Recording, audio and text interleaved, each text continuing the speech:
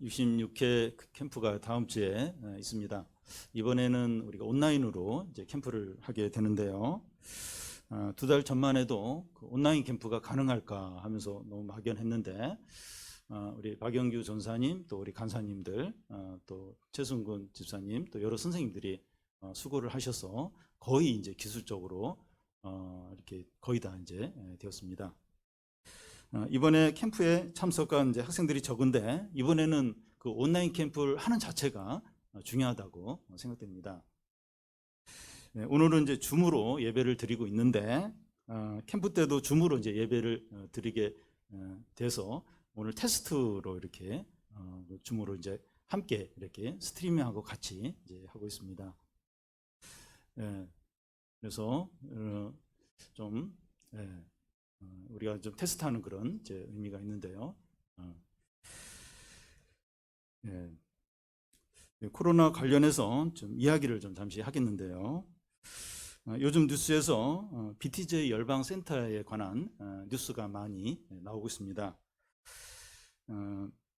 지금까지 그 열방센터에 관련된 확진자가 730명이고 또 거기를 다녀갔지만 아직 그 검사를 받지 않은 사람이 1140명 정도의 정도 이제 된다고 합니다. 그래서 아직 그 검사를 받지 않은 사람으로 인해서 우리 사회에서 많은 그 우려와 또 걱정을 이제 하고 있습니다. 열방센터는 그 인터콥이란 해외 선교단체 소속입니다. 그런데 그 인터콥은 신학적인 문제가 많아서 우리 교회가 소속된 그 합동교단을 비롯해서 한국의 대부분 교단에서 참여 금지를 이렇게 할 정도로 아주 신학적으로 문제가 있는 그런 선교 단체입니다. 열방센터 이 방문자들의 명단도 허위로 기재를 했다고 하고 또 진단검사를 받으라고 그렇게 하는데도 숨어 있고 또 진단검사를 거부하는 이런 모습들이 그 곳이 이제 이단에 가깝다, 이단이다 하는 것을 보여준다고 할 수가 있습니다. 이 코로나를 통해서 그 이단들이나 신학적으로 문제 있는 그런 곳이 드러나는 기회가 된다고 생각이 됩니다. 문제는 이제 언론들은 이제 열방센터 관련 보도를 하면서 이 한국 교회와 기독교가 이제 이렇게 문제가 심각한 것처럼 이렇게 함께 도매금으로 이제 보도를 이제 한다는 겁니다. 이것은 이제 두 가지 측면으로 생각할 수 있는데 세상은 이제 이단이나 또 이렇게 기독교나 이걸 구분이 안 되는 거예요. 다 그냥 같은 교회로 다 같은 기독교로 보기 때문에 이럴 수밖에 없다고 생각이 되고, 다른 하나는 하나님과 기독교에 대해서 미워하고 대적하는 마음이 이번에 이제 코로나 이걸 빌미로 폭발하듯이 나타났다고 이제 생각을 할 수 있습니다. 우리는 이런 뉴스를 들으면서 이성적으로 신앙적으로 잘 정리하는 게 필요합니다. 이단은 기독교와 다르니까 같이 하나로 보면 안 돼요. 막 그런 뉴스를 볼 때 막 같이 막 이렇게 막 위축이 되고 그게 아니고 다른 거예요. 다르다는 걸 우리가 이렇게 구별을 해야 되고, 또 세상은 이런 일이 있을 때마다 기독교에 대해서 지나치게 분노를 하고 적대적으로 이제 반응을 한다는 겁니다. 우리는 인정할 것을 인정을 해야 돼요. 그래서 참 교회들에서 이렇게 이렇게 자꾸 감염이 일어나서 그래서 사회에 우려를 주는 거 이런 건 잘못한 거죠. 인정할 건 인정은 하지만 지나치게 수치심을 느끼거나 죄책감을 갖거나 기독교에 무슨 문제가 있는 거 아니야? 이러면서 시험에 빠지지 않아야 됩니다. 자꾸 그런 뉴스를 들으면 자꾸 위축이 되고 죄책감이 들고 하나님 믿는 거, 기독교 신앙이 문제가 있는 거 아닌가? 막 그런 생각이 들 수가 있는데 그렇게 하지 않도록 이거 잘 이성적으로 신앙적으로 잘 정리를 해야 됩니다. 그러니까 사단이 얼마나 시험을 많이 하는지 몰라. 이러면서 막 이렇게 그렇게 하는데 그걸 이제 잘 분별을 이제 해야 됩니다. 세상이 하나님 나라를 대적하는 일은 세계 역사적으로 계속해서 반복돼 왔던 일들입니다.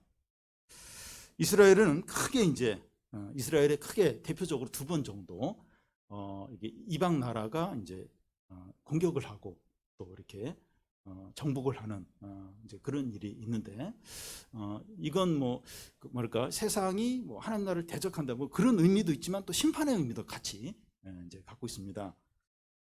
한 번은 이제 기원전 586년 바벨론 느부갓네살 왕이 이제 예루살렘을 이제 망하게 하고 정복하는 일이었습니다.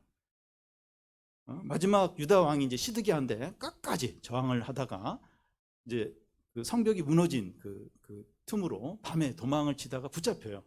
그래서 두 눈이 뽑히고 두 아들이 죽임을 당하고 많은 백성들이 사륙을 당하고 집들은 다 불타고 남은 자들은 바벨론의 포로로 끌려가게 됩니다. 또 한 번은 기원 후 70년 로마의 티투스 장군에 의해서 예루살렘 성이 이제 망하는 그런 사건이었는데요.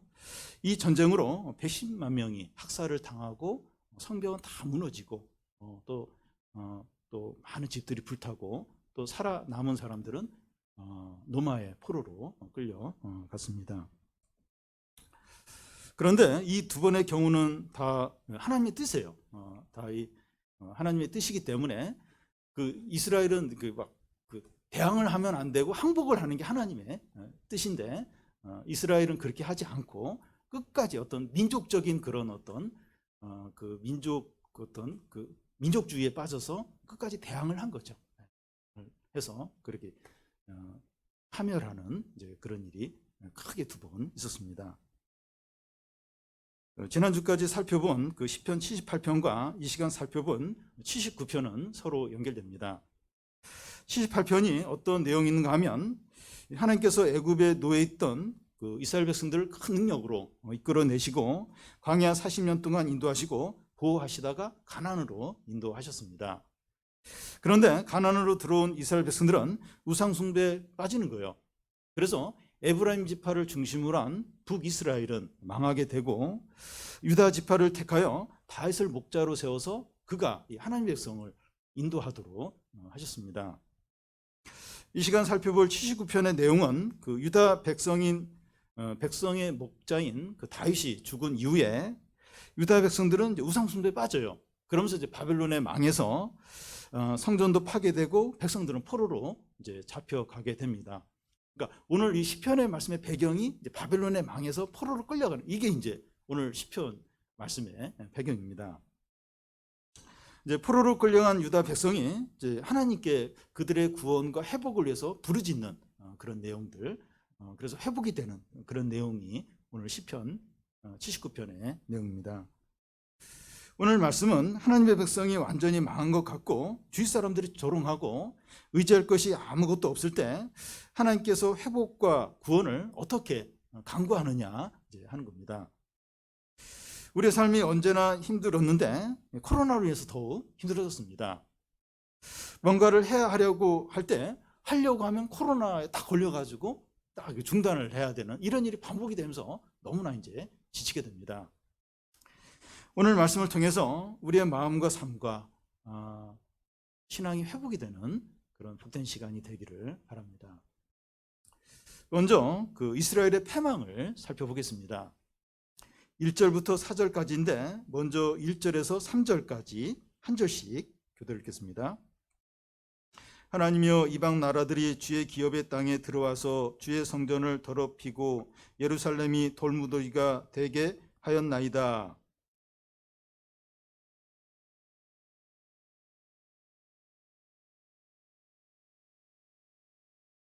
그들의 피를 예루살렘 사방에 물같이 흘렸으나 그들을 매장하는 자가 없었나이다. 너무나 끔찍하고 비참합니다. 이방인들이 주의 기업인 땅에 들어와서 성전을 더럽히고 예루살렘을 파괴하는 겁니다. 예루살렘에 살던 백성들의 시체는 공중의 새와 들의 짐승의 밥이 되는 겁니다. 이방인들이 유대인들을 얼마나 많이 학살했는가 하면 피가 냇물처럼 흘러가는 겁니다. 그들을 매장하는 자가 없다 하는데 살아있는 사람보다 죽은 자가 훨씬 더 많기 때문입니다. 실제로 이런 일이 일어났습니까? 실제로 일어난 일을 지금 얘기하는 겁니까? 아니면 그런 가상에서 하는 얘기입니까? 실제로 일어났습니다. 유다가 바벨론 왕 느부갓네살에게 망할 때 이런 일이 실제로 일어났습니다. 고대 전쟁에서는 그 전쟁을 하기 전에 항복하라는 사신을 먼저 이렇게 보냅니다. 그때 항복을 하면 이런 일로 이렇게 약탈과 학살을 당하지 않습니다. 유다가 망하기 전에 예레미야 선지자는 백성들에게 바벨론에게 항복하는 게 하나님의 뜻이라는 거예요. 그러니까 항복을 하라고. 그러면 포로로 끌려가지만 그곳에 가서도 평안하고 70년 후에 다시 돌아오게 되니까 제발 항복을 하라고 그렇게 이야기를 하는데, 시드기 왕은 끝까지 대항하죠. 끝까지 대항해서 이런 약탈과 학살을 당하게 됩니다. 예레미야 애가에 보면 이런 이야기가 나와 있어요. 이렇게 학살당하고 이런 비참함이 잘 이렇게 표현이 되어 있습니다. 평상시에는 누가 사고나 사건으로 죽으면 모든 사람들이 관심을 갖고 애도합니다. 그런데 전쟁이 일어나면 너무나 많은 사람들이 한꺼번에 죽기 때문에 그 죽은 자들에 대해 슬퍼할 겨를이 없습니다. 그런데 어떻게 하나님의 백성에게 이런 일이 일어날 수 있습니까? 어떻게 막 그 시체를 막 새들이 뜯어먹고 짐승들이 뜯어먹고 어떻게 이런 일이 하나님의 백성에게 일어날 수 있습니까? 어떻게 이방 나라들이 하나님의 기업에 들어와서 이런 그 파괴와 또 이런 학살을 자행할 수 있겠습니까? 전에 하나님은 이스라엘 백성들을 이 땅에 들어오게 하시려고 어떤 일을 했습니까? 그러니까 이스라엘 백성들이 가나안 땅에 들어왔다가 지금 이런 일을 당했는데, 그 이스라엘 백성들이 가나안 땅에 들어오기 전에 하나님이 어떤 일을 이스라엘 백성 들어오기 전에 어떤 일을 이 가나안 땅에 하셨죠?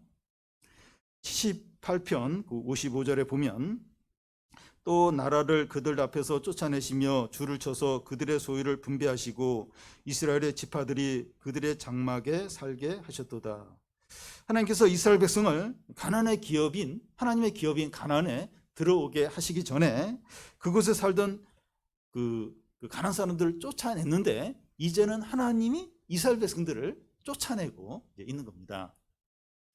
또 78편 69절에 보면 그의 성소를 산의 높임같이 영원히 두신 땅같이 지으셨도다.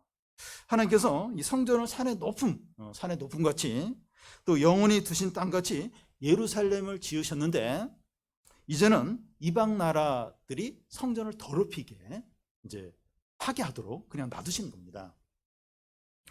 어떻게 이런 일이 일어나게 된 겁니까? 어떻게 이방 그 나라를 쫓아내서 가나안 땅에 살게 하시고 또 성전도 아주 높은 산의 높음같이 영원한 성소같이 그렇게 지었는데 이렇게 다 파괴되고, 어떻게 이런 일이 이렇게 일어나게 된 겁니까? 이스라엘 백성들의 죄와 불신앙과 우상숭배 때문입니다. 더욱 마음이 아픈 것이 1절 2절의 표현에 나와 있는데요. 주의 기업의 땅, 주의 성전, 주의 종들, 주의 성도들, 이런 표현들은 다 하나님의 소유이고 하나님이 너무나 아끼는 것들에 대한 표현입니다.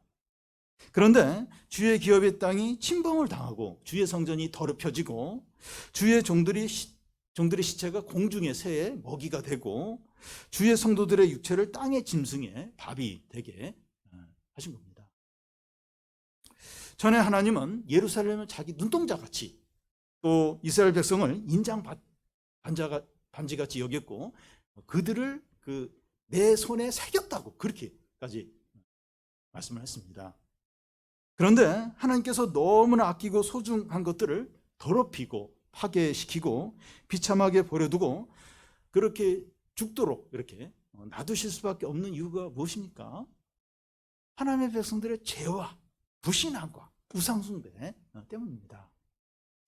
죄의 결과가 이렇게 비참한 거예요.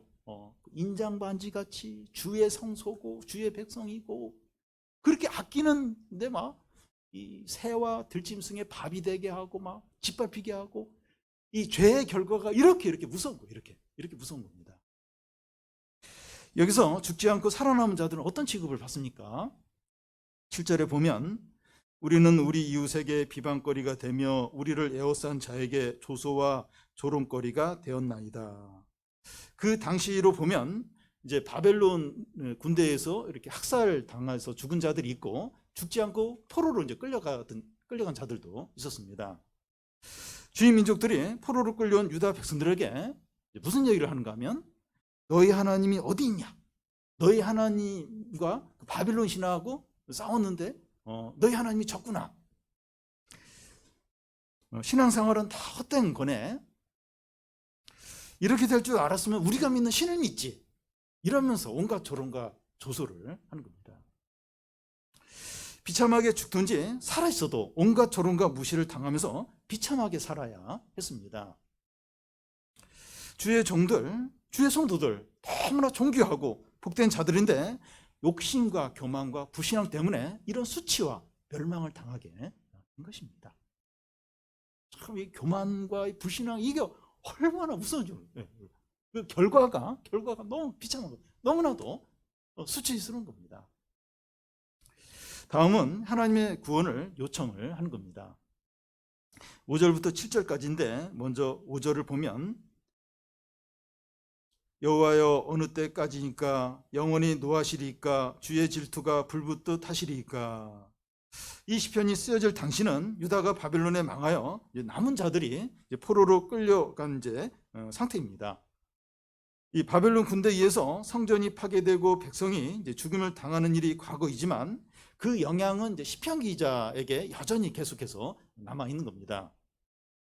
시편 기자는 이 현실의 비참함과 절망의 원인을 어디서 찾고 있습니까? 주위 상황이나 사람이나 자기 자신에게서 찾는 것이 아니라 하나님에게서 찾고 있습니다. 이 수치, 이 절망, 그 원인을 하나님에게서 찾고 있습니다.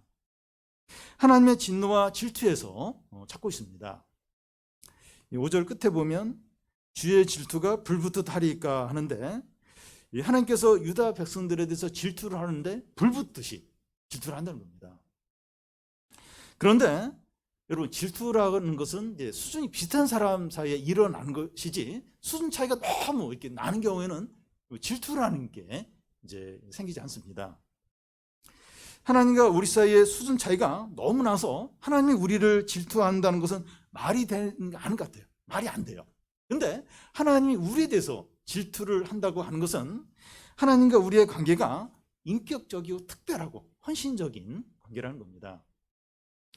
그런데 우리가 이 하나님보다 다른 것을 더 사랑하고 마음을 빼앗기게 되면 하나님은 질투심이 생겨서 참지 못한다는 거예요.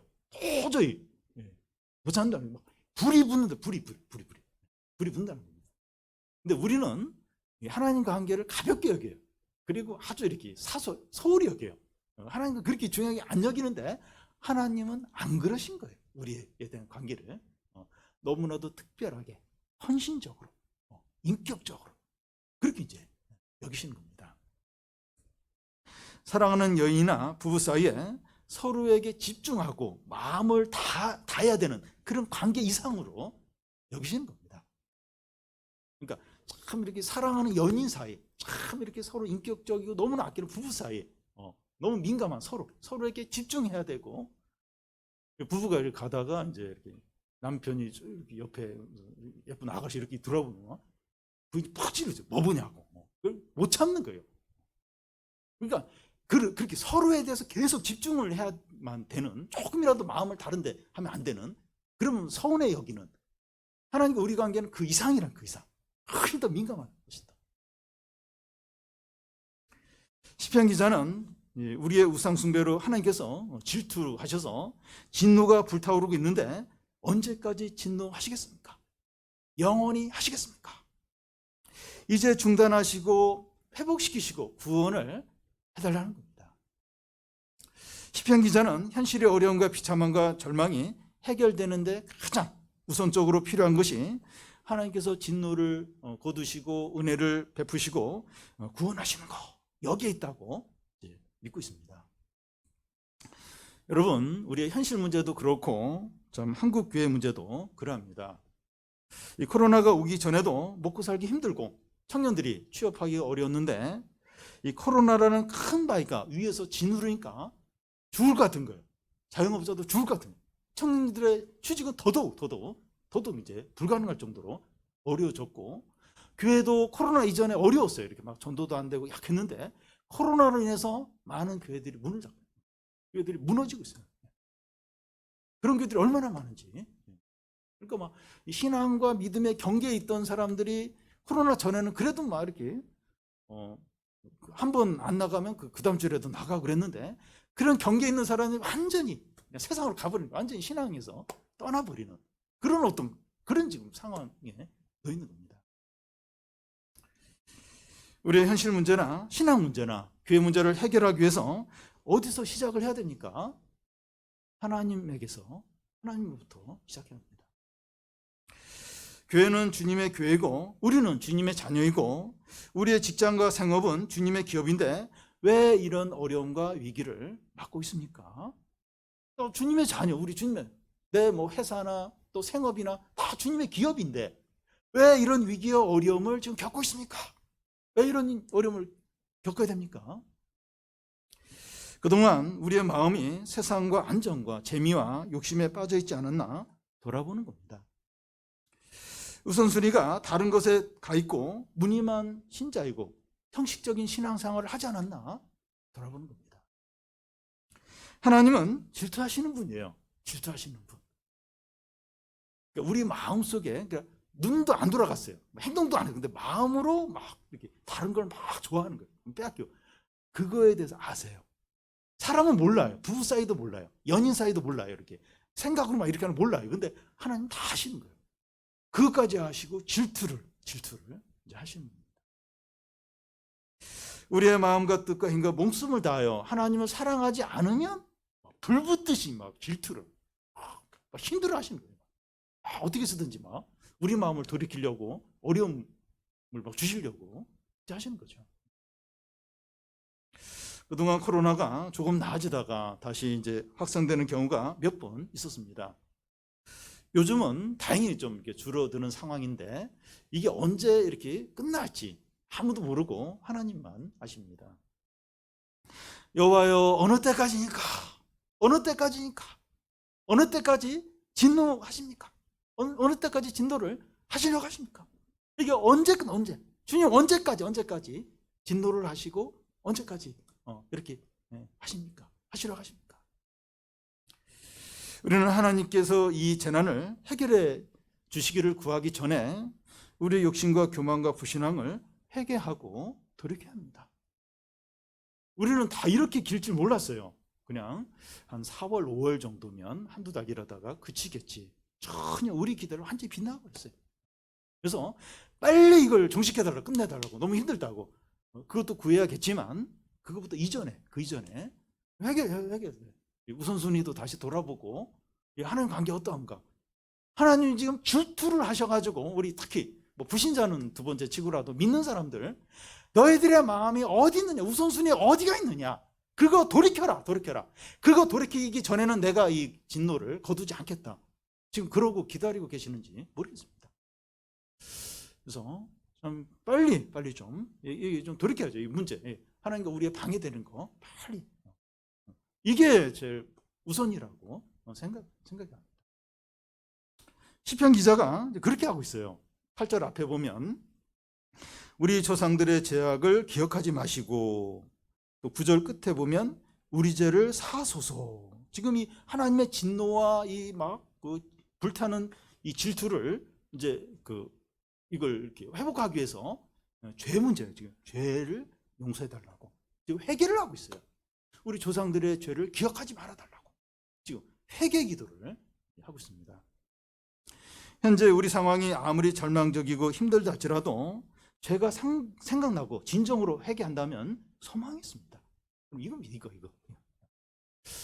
여러분, 이제 부모와 자녀 관계에서도 한 번씩 자녀가 실망을 시킬 때가 있어요. 근데 그게 아무리 큰 잘못이라 할지라도 자녀가 잘못됐다고 한번 용서해달라고 그러면 웬만한, 그리고 아무리 큰 잘못이라 할지라도 부모는 결국 용서를 하게 됩니다.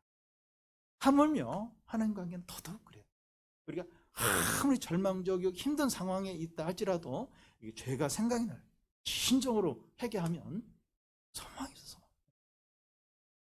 그래서 참 지금 이런 우리가 큰 어려움을 겪고 있는데 우리가 좀 하나님께 돌아보고 뭐가 버릴 거, 결단할 거 있으면 빨리 해야 되죠. 그 회개가 하나님의 진노의 불을 끄게 합니다. 그 기도와 부르짖음이 절대로 헛되지 않아요. 은혜가 임하고 또 회복이 있습니다. 다음은 하나님의 회복과 구원을 구하는 근거입니다. 이 회복과 구원을 구하는데 그 근거가 뭐냐? 근거입니다. 8절에서 10절까지 우리 한 절씩 교대 읽겠습니다. 우리의 조상들의 죄악을 기억하지 마시고 주의 긍휼로 우리를 속히 영접하소서. 우리가 매우 가련하게 되었나이다.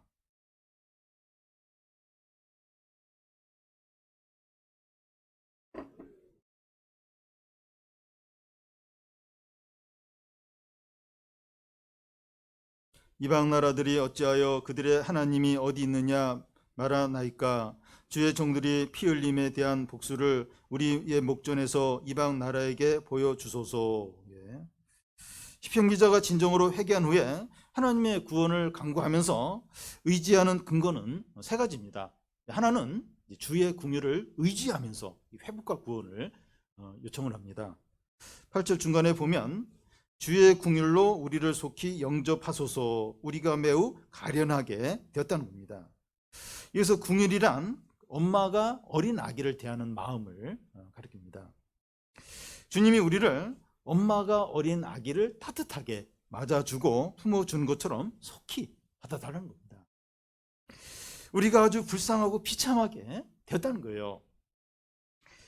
자신의 공로나 선행이나 의를 전혀 말하지 않습니다. 우리가 주님을 위해서 또 내가 행한 선행이 어떤 게 있는데요 하면서 그러면서 이렇게 구원해 달라고 일체 자신의 의나 선행 일체 이야기하지 않습니다. 오직 주의 긍휼만을 전심으로 구하고 있습니다.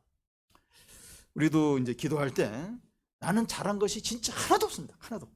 잘한 게 좀 있어요. 좀 있긴 있는데 하나도 없습니다. 오직 긍휼만 베풀어 주시고 불쌍히 여겨 주십시오.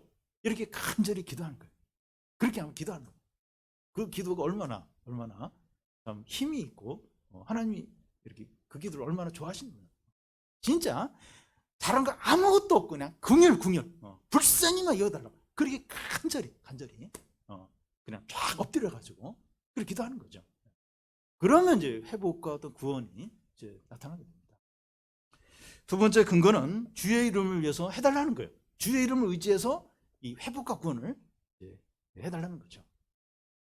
9절을 보면 주의 이름의 영광스러운 행사를 위하여 우리를 도와주시고 주의 이름을 증거하기 위하여 우리를 건져달라는 겁니다. 하나님이 애굽에서 10가지 재앙을 일으킬 때도 하나님의 이름과 영광을 위해서 그 기적을 행한다고 했습니다. 장애인 재활원에 이제 구의원의 이름으로 이제 시설을 이제 설치하는 것과 대통령 이름으로 이제 어떤 시설을 해주는 거하고 차이가 많아요. 그 이름이 높고 클수록 더 좋고 큰 것을 기대할 수 있습니다. 하나님의 이름과 영광으로 뭔가를 한다고 하는 것은 우리 어떤 상태와 상관없이 너무나 크고 너무나 좋은 것을 기대하게 됩니다. 너무나 확실하죠. 그러니까 하나님의 영광과 이름으로 행하신다. 그거 대단한 거 대단한 확실한 거죠. 확실한. 너무나 좋고 귀한 거죠.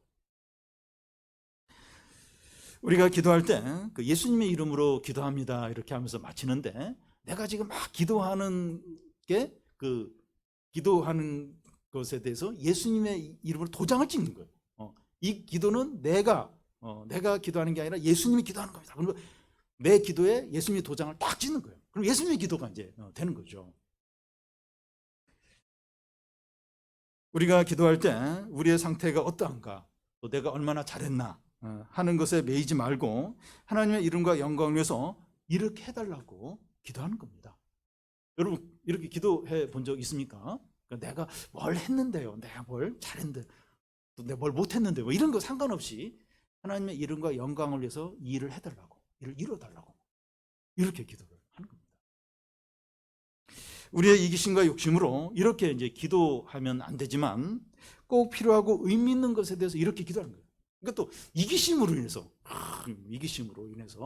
주의 이름을 위해서, 주의 영광을 위해서 내가 1등하게 해주십시오.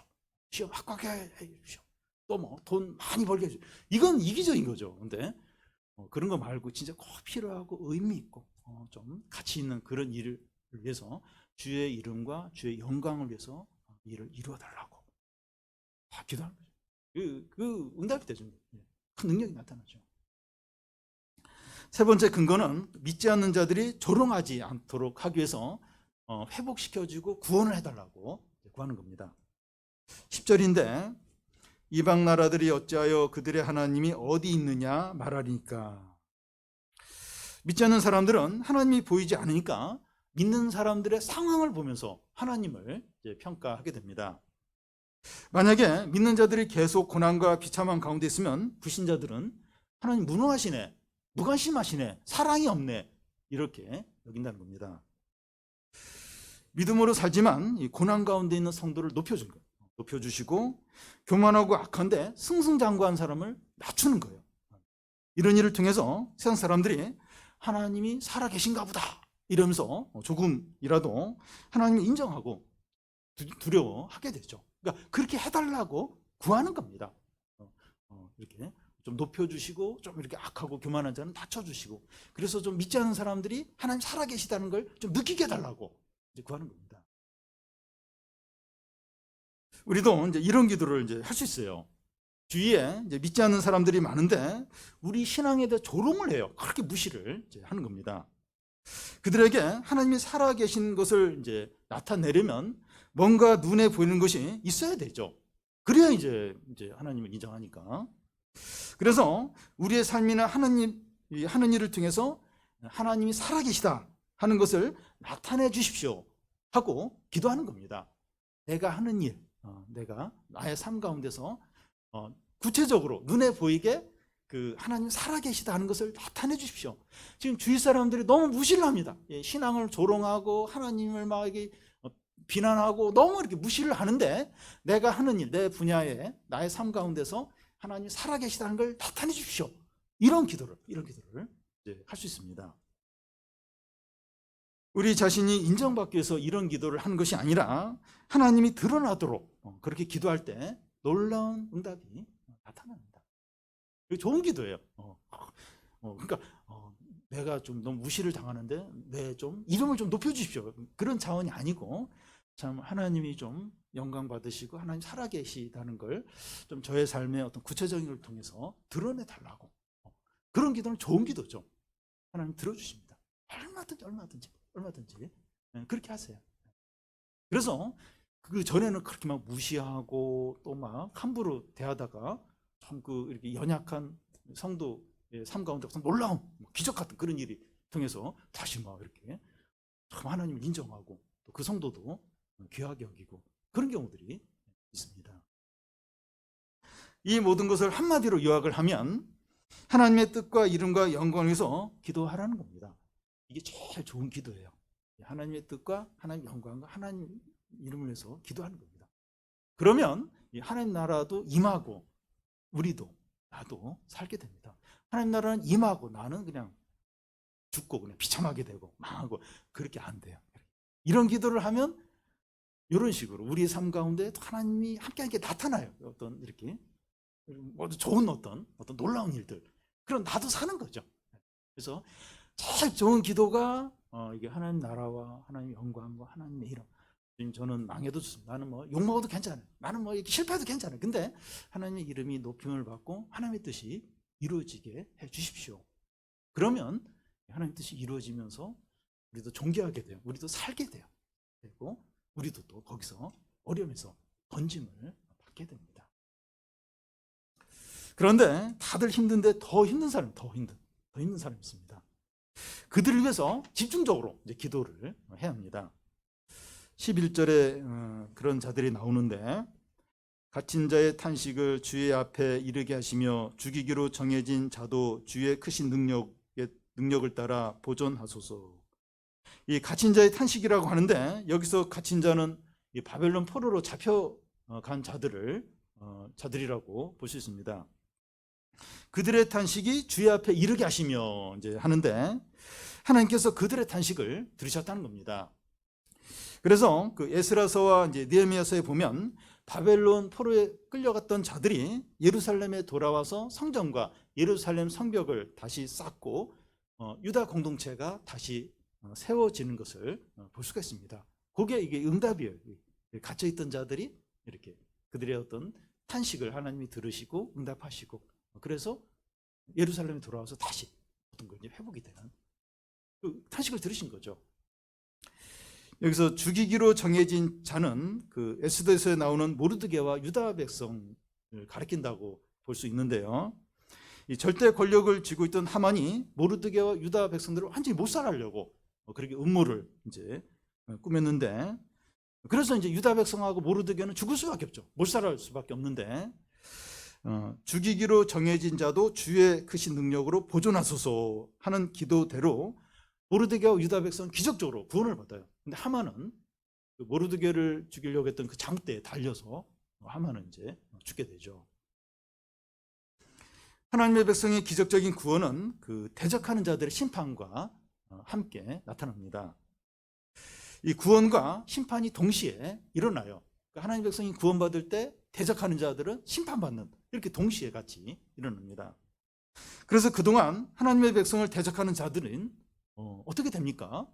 여기서 보면 하나님의 백성들이 막 구원을 받아요. 회복이 돼요. 동시에 하나님의 백성을 대적하는 자들은 그럼 어떻게 됩니까? 12절을 보면 주여 우리 이웃이 주를 비방한 그 비방을 그들의 품에 7배나 갚으소서. 또 6절을 보면 주를 알지 아니한 민족들과 주의 이름을 부르지 아니하는 나라들에게 주의 노를 쏟으소서. 우리의 이웃이나 세상 언론이 참 하나님과 교회와 기독교에 대해서 비난하고 조롱할 때가 있습니다. 예배나 성경 공부 목적으로 모였더라도 이 방역 수칙을 지키지 않아서 지역사회에 이 피해를 주었다면 책임을 져야 되고 비난받는 게 당연합니다. 그런데 이 기독교와 교회에 대해서 지나치게 비난을 하고 또 분노하고 험담하는 것은 하나님을 대적하는 것으로 봐야 됩니다. 그러니까 지나치게. 전에 보면 그 이태원 클럽에서 그 동성연애자들이 이렇게 막 통해서 이제 막 그 확산이 됐을 때 언론이 막 보호해를 그날하고 그 다음 날만 이렇게 뉴스에 나오고 그 다음 날만 싹 그 얘기 안 해요. 소수자들을 보호해야 된다. 그래서 오히려 이 언론이 세상이 그걸 더 감싸고 보호를 하는 걸 볼 수 있었습니다.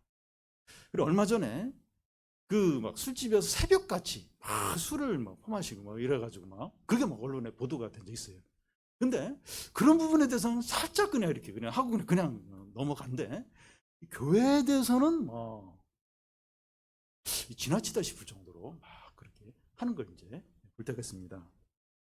이제 코로나를 빌미로 이제 그렇게 이제 하는 겁니다. 세상이 기독교에 대해서 대적하고 있느냐 이런 걸 어떻게 알 수 있는가 하면 여러 곳에서 감염이 일어났을 때 그곳 중에 한 곳이 이제 교회라고 할 때 사람들은 교회에 대해서 더 분노하는 것을 볼 수 있습니다. 교회에 대한 도덕적인 책임을 묻는 차원이 아니라 교회가 이렇게 사람을 살리고 그래야지 왜 이제 그렇게 피해를 주느냐 이제 그런 차원에서 이제 그렇게 말할 수도 있어요. 근데 그런 차원 정도가 아니라 기독교 교회 하면 막 너무 미운 거예요. 너무 싫은 거예요. 그런 막 분노가 막 폭발하는 게 느껴질 때가 있어요. 그건 이제 이 코로나를 빌미로 해서 하나님을 대적하는 그런 마음이 막 이제 나오는 거죠. 코로나와 상관없이 세계 역사적으로 세상은 하나님과 기독교와 성도들을 대적하고 분노했습니다. 상황이 어려워지면 세상은 희생양을 찾는데 기독교인들을 희생양으로 삼을 때가 얼마나 많은지 모릅니다. 언제나 어디서나 우리는 사람들로부터 미움과 오해와 분노를 받을 수 있습니다. 어떻게 해야 됩니까? 그러니까 참 그래서 이렇게 막 이 감염이 이제 일어나는데 이 교회를 통해서 그게 일어나요. 물론 잘못한 거죠. 그러면 안 되죠. 거기에 대해서 이제 이렇게 비난받고 그건 뭐 어디 당연해요. 근데 그 이상 지나치게 어떤 뭐 살기를 느낄 정도로 너무 분노. 그건 이제 오늘 어제 일이 아니고 세계 역사적으로 계속했던 반복해서 일어나는 일들이라는 거예요. 그러니까 세상은 하나님과 이 기독교에 대해서 하나님의 아들에 대해서 그렇게 미워하는 거예요. 싫어하는 거예요. 근데 이제 이런 딱 이제 빌미가 이제 생긴 거죠. 코로나 이런 빌미가 생기니까 그걸 이제 기회로 해서 그렇게 미워하고 싫어하는 거예요. 어떻게 됩니까? 어떻게 됩니까? 우리의 개인적인 유익을 위해서가 아니라 하나님 나라와 또 하나님의 교회를 위해서 대적자들의 심판받도록 기도할 수 있습니다. 방금 우리가 읽은 그 성경처럼 하나님이 심판해 주시도록 그렇게 하나님과 기독교를 대적하고 그렇게 그렇게 하는 거에 대해서 하나님이 심판해 달라고 기도를 할 수 있습니다. 물론 그들이 이제 회개하고 구원받도록 그렇게 하나님에 대해서 대적하지 않도록 그것도 함께 이제 기도를 해야 되죠. 시편 기자는 감사와 찬양으로 이 시를 마무리하고 있습니다. 13절을 보면 우리 같이 한번 읽겠습니다. 우리는 주의 백성이요 주의 목장의 양이니 우리는 영원히 주께 감사하며 주의 영예를 대대에 전하리이다. 시편 기자는 영원히 변함없는 사실을 고백하고 있는데 우리는 주의 백성이고 주의 목장의 양이라는 겁니다. 우리가 어떤 상태에 있든지 언제나 우리는 주의 백성이고 주님의 양이라는 거예요. 너무나 안전하고 걱정할 것이 없고 부족한 것이 없습니다. 여호와는 나의 목자시니 내게 부족함이 없으리로다. 그러니까 상황이 어렵고 막 이렇게 환란이 닥치고 망한 것 같고 막 주위에 있는 사람들이 다 대적을 하고 그런 상황에 있다 할지라도 여호와는 나의 목자야. 그리고 나는 주의 백성이고 주의 소유이라는 거예요. 그걸로 인해서 항상 감사하고 영원히 주의 이름을 대대히 전하겠다는 겁니다. 우리가 참 너무 힘들어요. 모든 부분이 어렵고 힘들고 그리고 또 주위에 내가 기독교인이라는 걸 싫어하고 미워하는 사람들이 또 있을 수 있습니다.